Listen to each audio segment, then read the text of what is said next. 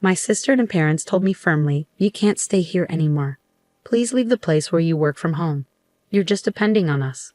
They didn't want me and my dog around anymore. I felt like they were finished talking about it. I answered, "If that's how you feel, then I'll do what I want," already thinking about my next moves. Let me tell you about myself. I'm Le, a 41-year-old woman who works as a freelance web designer. I can work from anywhere because of the internet and my home office setup. I like having my own space and being able to choose my own schedule, but things changed 5 years ago when my parents showed up at my house without warning. When they arrived, they started looking around and hinted at big changes. "Your house is big, Lisa," my mom said, glancing around. "It seems like we could live here too, especially with that spare room," my dad added. They seemed to think they could move in with me without even asking. But I never wanted to live with them, and I told them so. "Wait a minute. I don't want to live with you," I said, surprised by their suggestion. "What are you even talking about?" My dad got really mad and snapped back at me. "You've basically taken control of this house, claiming it was from your Uncle Michael, and now you're acting like it's yours. You're sinking pretty low." I tried to explain the truth, saying, "I didn't just take it. I talked to Uncle Michael, and he agreed to give it to me." But my parents were already set on moving in. They said, "Our old house is falling apart, and we can't stay there anymore." Since my mom didn't work and my dad's job didn't pay enough for big repairs, they felt like they had no choice but to move into the house Uncle Michael left me. I felt stuck because I didn't want to leave my parents with nowhere to go, so I reluctantly let them move in. But once they were settled, they started making snarky comments. They teased me saying, "Hey, Lisa, you're in your 40s now. When are you going to settle down?" They always brought up my single status. I'd tell them I love my job and I'm happy with my life. But they and others kept worrying about my love life, thinking I should do what my sister did and get married. But my sister's married life wasn't all smooth sailing either. Still, I wasn't bothered by their comments. I kept telling them that I'm happy with how things are. But one time, my mom overheard our conversation and jumped in. "Don't talk about your sister like that. She's married and has a stable job," she interrupted. I defended myself, saying, "I might not be married, but I have a good job too." But my mom didn't buy it. She kept criticizing me, saying, "You're always on your computer. Are you even making money legally?" I stood my ground, saying, "I earn my money honestly through my work. You don't need to worry."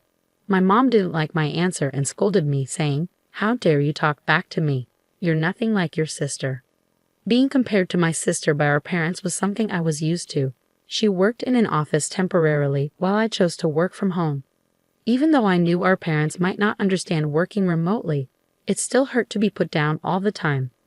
One day, while I was cooking dinner, the doorbell rang unexpectedly. I was surprised to find my sister Carol there, carrying a lot of luggage. "Hey Carol, what's up?" "It's been a while," I said, surprised by her sudden visit. "I know it's sudden, but I'll be staying here from now on," Carol said urgently. I was confused and said, "Staying here?" "I didn't hear anything about this," Carol explained. "Didn't Mom and Dad tell you? I got divorced, so I'll be staying with you now." Even though I was shocked at first, I tried to be welcoming and didn't show my surprise. Carol went upstairs and claimed an empty room as hers. My parents supported her, and I couldn't say anything against it. After that, my stress levels went up. Carol, since her divorce, had quit her job and spent her time gossiping about me with our mom. "Mom, do you like this dress?" Carol would ask, showing off something she bought. "Oh, it's lovely, Carol. You look so pretty," Mom would say. Then Carol would turn to me and say, "What do you think? It's not something Lisa would wear, right?" They kept watching me closely and saying mean things, but I chose not to let it bother me. Even though I wanted to snap back at them, I didn't. I realized that if I reacted to their mean words, it would only make things worse. So I stayed strong and didn't let their teasing get to me. One day, I decided to focus on my own happiness no matter what others said. Then something amazing happened.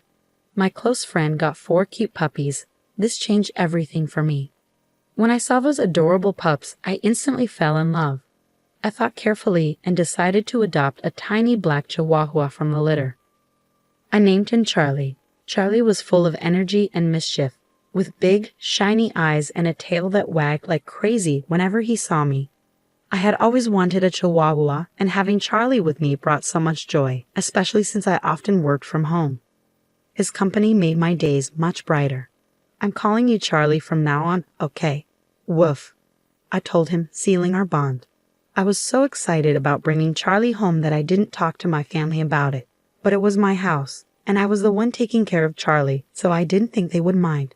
When I introduced Charlie to my family, my parents and sister Carol weren't happy. They hadn't known I was planning to get a dog, and they didn't like the idea of potential dog smells in the house. They made it clear they weren't pleased. We had no idea you were getting a dog, they said. Don't dogs smell? I hate bad smells, someone added. Lisa, how could you bring a dog home without talking to us first? They scolded me. Despite their complaints, I stood my ground. It's my house, and I felt Charlie and I needed each other. Having him here makes me happy, and that's what matters, I said firmly. I hoped they'd soon see Charlie the way I did. I explained that Charlie wasn't just any dog, he was a gift from a friend. Plus, I was the one paying for everything Charlie needed, so they didn't really have a reason to complain. What I choose to have in my house is my choice. I added firmly, if you're not happy, you're welcome to leave. At first, they were clearly annoyed and upset, but within a few hours, something amazing happened. Charlie's cuteness won them over completely. They couldn't stop playing with him, saying things like, aren't you adorable? Are you moms, dads, or sissies? Look over here, sweetie. It was like their frustration had vanished. My whole family fell in love with Charlie, and his presence changed their attitudes completely. From then on, our house was filled with love for Charlie. Because of him, the tension between me and my family eased, and we had peaceful days together. But as life goes, something happened that disturbed our peace. While I was out running an errand, my sister Carol called me urgently. She sounded upset and said, "Come home now." Surprised by her urgency, I asked her what was wrong. She angrily explained over the phone. It's not what happened, it's what Charlie did. He peed on my clothes. What if they smell? I tried to reassure her, saying just wash them quickly and they'll be fine. Plus, isn't it your fault for leaving your clothes on the floor? Carol shot back, what? It's my fault. It's your lack of training that's the problem. I sighed, realizing it was a small issue. Calm down, Carol. Charlie is still a puppy. If you take him for a walk, he won't go in the house. Weren't you planning to walk him today? Did you actually do it? I had planned to take Charlie for a walk later that day, but I didn't realize it would cause such chaos in my family. The problem was that I hadn't properly trained Charlie, our beloved dog, and now we were facing the consequences.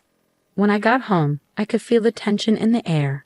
My sister Carol was clearly angry and immediately confronted me. She had already told our parents about what happened, and they were also looking at me with disapproval as Carol's clothes lay on the floor, stained. Carol, upset, threw the dirty clothes at me. You're paying for the cleaning, she said angrily. Why should I pay? I argued. You didn't take him for a walk and left your clothes all over the floor. My parents quickly joined in, urging me to take responsibility. Lisa, shouldn't you apologize to Carol? They suggested.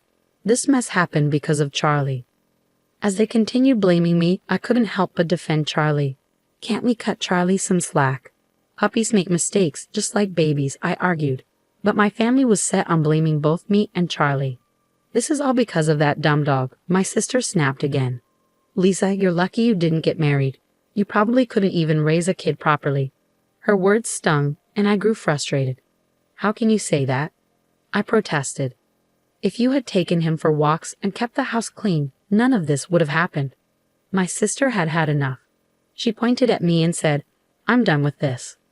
Things had gone from a simple pet accident to personal attacks, showing there were bigger issues within our family. Despite the tension, I knew it was important to stay calm and talk things through, focusing on training Charlie and improving communication within our family. Her words hit me hard. What? I said, shocked. Did you really just say that? I'm standing my ground, my sister said firmly. We don't need someone like you here, wrecking our home, she continued, her words cutting deep, especially since she knew I didn't have a job at the moment. I was stunned. Didn't they realize I was the one paying the bills? As I stood there, shocked by my sister's hurtful words, even my parents sided with her. You should leave, Lisa. Your presence only makes things worse, they said, echoing her sentiments. I couldn't take it anymore. You're all bringing bad luck. Just go, we all shouted together, the tension thick in the air. That's it. I've had enough, I finally said. If this is how it's going to be, fine. With that, I took charge. I quickly packed my things and left the house with Charlie wrapped in a towel. Revenge crossed my mind, but I knew this wasn't the end. A few days later, as I expected, my sister called me in a panic. Lisa, help. What's going on with the house? She asked, sounding anxious. Intrigued by this new development in our family drama, I asked, what happened? Why do we have to leave all of a sudden? We've been told to leave by the end of this month, she said, sounding stressed. It hit me hard, and I couldn't help but wonder if this was a lesson for my family about being more compassionate and understanding. Why do we have to leave all of a sudden? Carol asked, her voice shaking with confusion. I've decided to sell the house, I told her firmly. Carol froze, clearly shocked. You can't do that. It's not your decision, she said, trying to process what I just said. The house officially became mine a month ago. I revealed, a fact I hadn't shared until now. Uncle Michael gave it to me, and the title is in my name. You're joking, right? Carol's disbelief was clear. Even if Uncle Michael transferred the title to you, you can't just sell the house like that. I get your concern, I said, trying to reassure her. But after you told me to leave, I talked to Uncle Michael. He confirmed that the house is mine now, Carol. He told me to do what I think is best and suggested I distance myself from the family as soon as possible. Carol was shocked, struggling to process this news. Seriously, she muttered. As we talked, I suspected my parents might be listening in on the conversation. Sure enough, they soon chimed in. Come on, Lisa, think about what you're doing. We have nowhere else to go, they said, trying to appeal to my sense of family loyalty. You can't do this to your own family. If you're a good daughter, you'll respect your parents, they added, their tone quiet but firm. Respect? What are you even talking about? You've always favored Carol over me. And who do you think has been supporting you for the past few years? You had nowhere else to go, so I reluctantly let you stay with me. I fired back, my frustration boiling over. My parents were stunned into silence by my strong response. Without waiting for them to say anything, I thought about what my decision meant, ready to set the boundaries that were long overdue. Who treated me and Charlie like unwanted guests and kicked us out. You did, didn't you? Trying to kick out the original resident is shameless. My father's voice filled with desperation, he said, Please, Lisa, help us. We're sorry. But I had had enough. I don't care. Figure it out yourselves, I said firmly. With that, I ended the call abruptly and blocked all contact with my family. Charlie, my loyal friend, looked up at me with concern. I hugged him tightly and whispered, I'm sorry, Charlie, for shouting. Everything will be okay now. I'll protect you. I felt relieved that I had saved Charlie from a family that mistreated him. In the days that followed, I heard that my parents and sister had to leave the house at the last minute, despite trying desperately to hold on to it.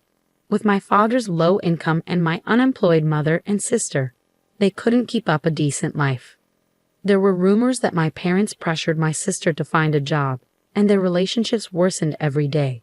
I wasn't interested in their situation, but it was clear their lives had gotten worse since I left. It felt like they were facing the consequences of their actions, and I couldn't help but feel a bit vindicated. Meanwhile, I was living happily in my new apartment where pets were welcome. I could work as I pleased without complaints, and all my earnings were for me and Charlie. I was genuinely happy with my life. Charlie, let's go to the dog park today, I said with a smile. Charlie seemed happier too, maybe because that noisy family wasn't part of our lives anymore. From then on, I was determined to protect Charlie and live a peaceful and happy life together.